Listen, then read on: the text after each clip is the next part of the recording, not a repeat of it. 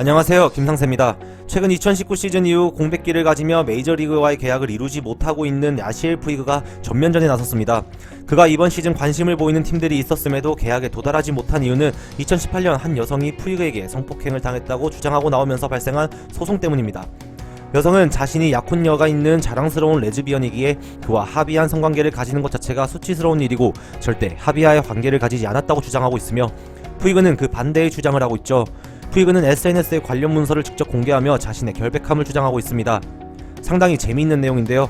오늘은 여성의 머릿속이 정말 궁금해지는 사건의 전말을 푸이그가 자신의 법률 대리인을 통해 작성되어 공개한 문서 전문을 통해 한번 살펴보도록 하겠습니다. 2021년 4월 13일 익명의 원고가 야시엘 푸이그를 상대로 민사소송으로 접수되었고 이는 자신을 상대로 한 명백한 음란 행위와 허위 사실들로 이루어져 있기에 나서서 대응하기로 결정했습니다. 나는 2018년에 내가 그녀를 성폭행했다고 주장하는 한 여성의 허위 및 악의적 혐의로부터 나 자신을 지키기 위해 지금 발언을 하게 되었습니다. 이 부분에 있어서 명백히 하고 그때의 상황을 확실히 정리합니다. 그녀가 한 주장은 완전히 거짓이고 증거는 거짓임을 분명히 증명할 것이며 모든 사실과 진실이 나오기를 기대합니다. 진실은 레이커스 경기에서 만난 여자와는 그녀가 제의를 해서 합의한 성관계를 가졌다는 것입니다. 그 후 함께 외출에 대해 이야기까지 했지만 그녀는 그녀의 약혼자가 알아내는 것을 원치 않았다고 했습니다. 나중에 다시 만날 계획도 세웠지만 그녀와 나는 그러지 않았습니다. 그녀는 지금 완전히 조작된 혐의로 저를 고소하고 있습니다. 이번 이야기는 제인로라는 가명을 쓰고 있는 여성이 미국 NBA 농구팀 LA 레이커스 홈구장 스테이플스 센터의 화장실에서 푸이그에게 성폭행을 당했다는 사실을 기반으로 한 KTLA TV에 나와서 여성이 언급한 부분과 2018년 10월 성폭행을 당했다고 주장하는 익명의 소송 원고가 일치하면서 그녀와 관련된 일이 된 것입니다. LA 레이커스 경기 이후에 스테이플스 센터에서 원고는 소송과 언론에 공개된 논평을 통해 그녀가 만남 전에는 푸이그와는 아무런 접점이 없었다고 주장했습니다.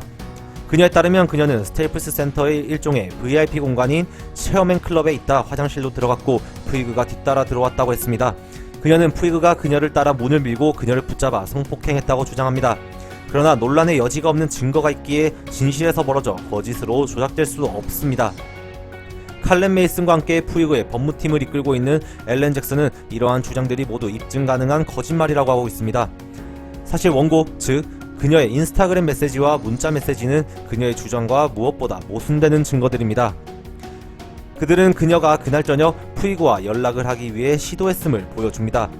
그녀는 그날 그를 만나기 위한 계획을 세우고 있었고 그녀가 푸이그에게 그녀의 휴대폰 번호와 하트 이모티콘을 함께 반복적으로 인스타그램을 통해 푸이그에게 선요청이 아닌 그녀의 자발적으로 보낸 내용이 있습니다.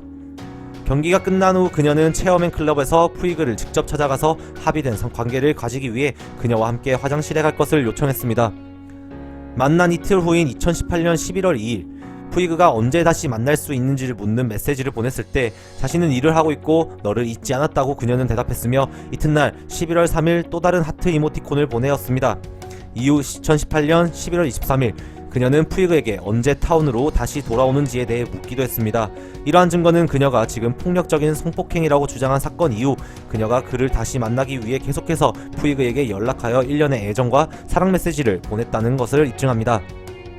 잭슨 대리인은 그녀가 실제로 소송을 제기하기 위해 2년을 기다린 것은 누구도 잃는 것이 없다라고 하며 그녀가 소송을 지연시킴으로써 그녀는 증인을 찾을 수 없고 증언을 잃어버리고 이 CCTV와 기타 증거의 효력을 발할 수 없는 상황이 되도록 의도적으로 활용했다라고 보여집니다. 즉, 이 소송은 푸이그가 이러한 조작된 혐의를 방어할 수 있는 증거를 최소화하기 위해 계산적으로 이루어진 것으로 보입니다. 하지만 인스타그램의 대화 내용이 푸이그를 완전히 무죄로 입증하고 있습니다.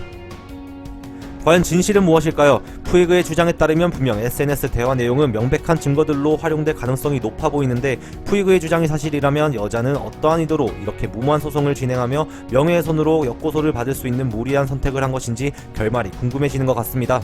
오늘은 이렇게 소송으로 인해 메이저리그 계약마저 밀어내지 못하며 자신의 커리어와 명예의 스크래치를 남기려고 한 어느 여성의 소송건에 대해 알아보았으며 더 흥미로운 소식과 함께 다시 찾아뵙도록 하겠습니다. 지금까지 김상세였습니다. 저 김상세의 조합픽을 무료로 직접 받고 싶으신 분은 영상 하단 고정 댓글에 오픈 링크로 문의주시면 24시간 상담해드리겠습니다.